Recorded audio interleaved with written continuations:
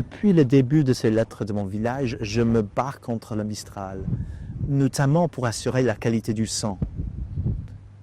Aujourd'hui, le vent, cette première ressource naturelle de Rochefort-en-Valdaine, devient mon sujet à cause d'un projet d'installer dans cette éolienne ici, sur la frontière communale avec Montjoyer. Dans une commune d'où on peut voir la centrale nucléaire de Cruas, personne ne remet en question l'option énergie alternative. Et donc le débat se cristallise autour de deux questions. Comment est-ce que le paysage va changer et combien ce projet peut rapporter à la commune? Ce qui le passionne dans cette histoire, c'est le processus de consultation en 3 étapes. D'abord, une lettre d'information est envoyée par le conseil municipal à chaque foyer de Rochefort qui décrit la proposition et évalue les risques et l'impact sur la faune et la flore. Ensuite, une réunion du conseil municipal prépare le débat avec les habitants.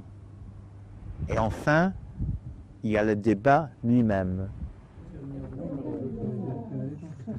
Le conseil municipal ayant déjà délibéré sur la proposition de projet, cette réunion a pour but d'anticiper les questions des gens et de préparer une argumentation de réponse.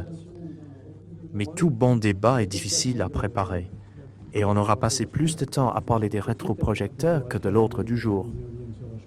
Moi j'irai, c'est sûr. Ces éoliennes, pour moi, sont la preuve qu'à Rochefort-en-Valdaine aussi, on risque de bientôt changer de millénaire. Vous avez entendu ce que je dis? Non, oui. Non. Donc, face avec les autres. je dis, pas d'opposition, on va faire bloc, sinon... C'est le choix du débat, enjeu important pour l'avenir de la commune. Et pourtant, cette réunion d'information ne semble pas beaucoup mobilisée. Est-ce un manque d'intérêt ou les habitants sentent-ils que tout est déjà joué?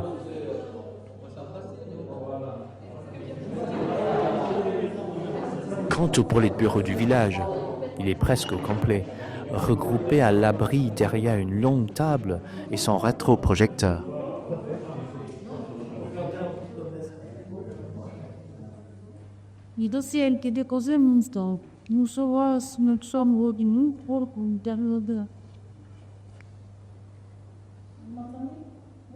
Tout se passe bien jusqu'à la partie dite technique de la présentation.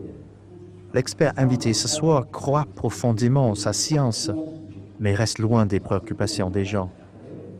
Au bout de 10, 20, 30, 40, 50 minutes, même les plus enthousiastes perdent espoir. C'est une révolution de citoyens, une prise de conscience politique. On va savoir si ça marchera mieux là ou mieux là. C'est pris.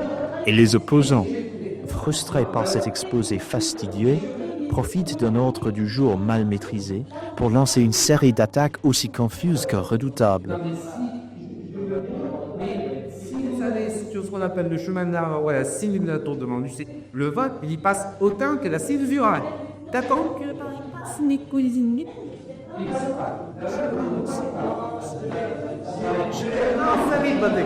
Vous avez dit tout à l'heure que la puissance du vent n'avait pas de grande importance sur le fait de faire tourner. Après 2 heures, et en panne de cassette, je m'en vais. La réunion est loin d'être terminée. Mais les comptes rendus que j'aurai le lendemain me font penser que si le vent, ça peut être bien, parfois il y a beaucoup de vent pour rien. En quittant la réunion, j'ai senti des gens monter les uns contre les autres, une division finalement, et une déception de la part de... puisque c'est là où les gens se sont exprimés. J'en avais l'impression que certains étaient déçus par le comportement même de voisins, finalement. De l'étonnement, tiens, lui réagit comme ça. J'aurais pensé plutôt qu'il soit de mon côté. Il y avait 2 côtés, en fait. Voilà.